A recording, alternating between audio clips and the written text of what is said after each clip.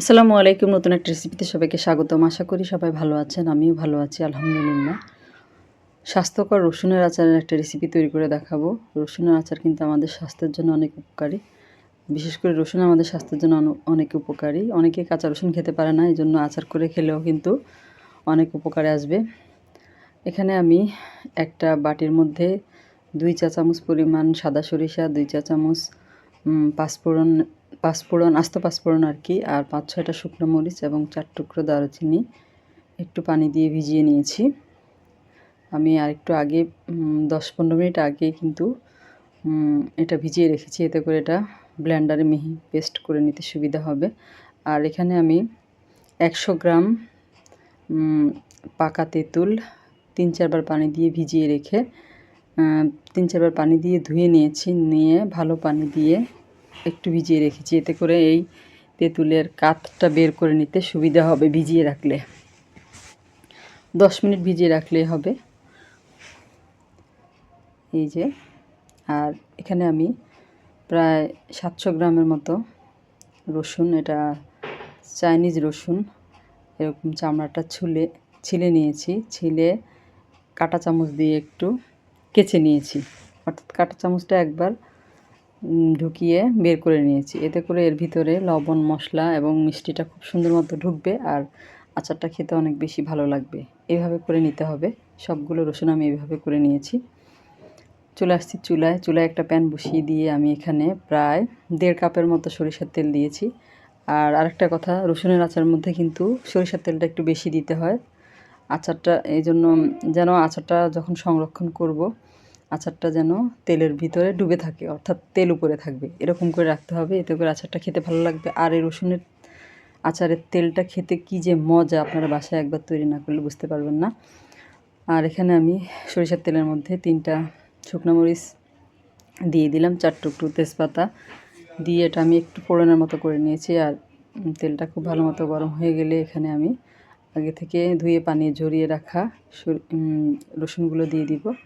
রসুনগুলো দিয়ে নেড়ে চেড়ে তেলের সাথে আমি মিডিয়াম আঁচে 5 মিনিটের মতো, 5 থেকে 6 মিনিটের মতো ভেজে নিব। এতে করে রসুনগুলো নরম হয়ে আসবে আর খুব তাড়াতাড়ি এর মধ্যে লবণ, মশলা এবং মিষ্টি সব কিছু ঢুকবে আর খেতে ভালো লাগবে আচারটা। 5-6 মিনিট পরে আমি এখানে 1 চা চামচ পরিমাণ আস্ত পাঁচফোড়ন দিয়ে দিলাম। পাঁচফোড়ন দিয়ে মিশিয়ে নিয়েছি। আর এই পর্যায়ে আমি যে মশলাটা পেস্ট করে রেখেছিলাম, সাদা সরিষা, পাঁচফোড়ন, শুকনো মরিচ এবং দারুচিনি, সেটা পুরোটাই দিয়ে দিলাম। দিয়ে আমি রসুনের আচারের সাথে মিশিয়ে নিব। আর এখানে 1 চা চামচ পরিমাণ আদা এবং রসুন বাটা দিয়েছি। মিশিয়ে নিলাম।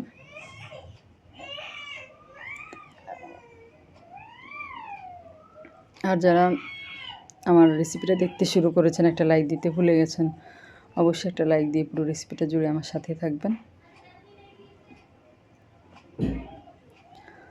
আর যারা আমার চ্যানেলে নতুন, আজকে প্রথম ভিডিও দেখছেন, যদি রেসিপিটা আপনাদের ভালো লাগে, কোনো উপকারে আসে, তাহলে আমার চ্যানেলটাকে সাবস্ক্রাইব করে পাশে থাকা বেল আইকনটা প্রেস করে দিন। এখানে আমি রঙের জন্য 1/2 চা চামচ হলুদের গুঁড়া দিয়েছি, আর দিয়ে দিলাম স্বাদ অনুযায়ী একটু লবণ। আর আচারের মধ্যে কিন্তু লবণটা পারফেক্টভাবে যাতে হয় সেদিকে খেয়াল রাখতে হবে। আর এখানে আমি যে তেঁতুলটা ভিজিয়ে রেখেছিলাম, ওই তেঁতুলের কাত বের করে বিচিগুলো ফেলে দিয়েছি। কাতটা দিয়ে দিলাম, দেখিয়ে দিয়েছি আপনাদেরকে। আর এই পর্যায়ে দিয়ে দিলাম এখানে আমি 1/2 কাপের মতো চিনি। মিষ্টিটা আপনাদের পছন্দ মতো, চাইলে আর একটু বেশিও দেওয়া যাবে, চাইলে আর একটু কমও দেওয়া যাবে। আর যদি আমি এখানে শুকনো মরিচ বাটা ব্যবহার করেছি, এই জন্য গুঁড়ামরিচ দিলাম না। গুঁড়ামরিচ বলতে শুকনো গুঁড়ো মরিচ আর কি। আপনারা যদি শুকনো মরিচ ব্যবহার না করেন, সেক্ষেত্রে শুকনো গুঁড়ো মরিচও দিতে পারবেন। আর এখানে আমি 1/2 কাপ থেকে কম ভিনেগার দিয়ে দিলাম। আচারটা অনেক দিন ভালো থাকবে এই জন্য।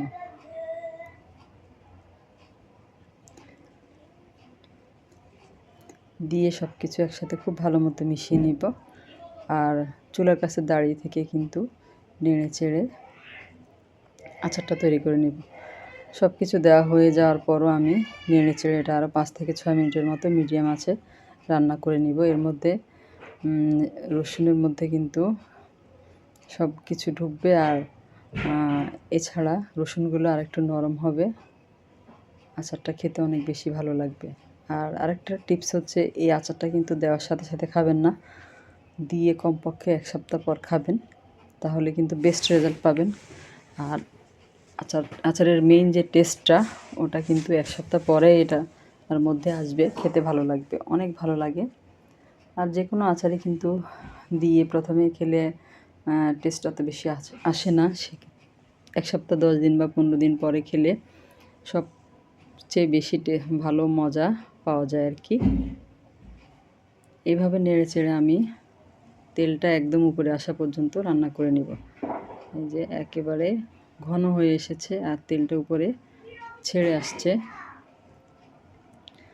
আর রসুনের আচার, আগেও বলেছি, রসুনের আচারের এই তেলটা খেতে অনেক বেশি ভালো লাগে।